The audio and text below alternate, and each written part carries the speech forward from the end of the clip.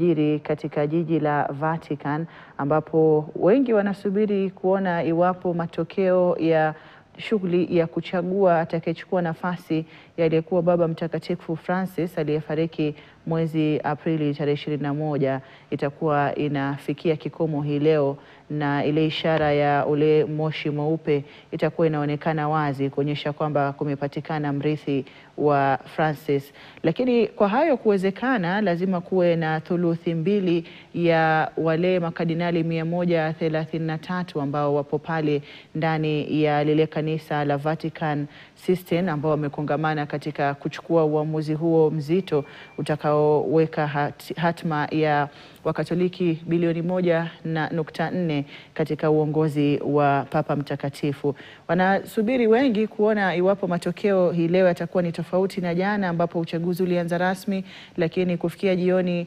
moshi mweusi ndio ulioonekana katika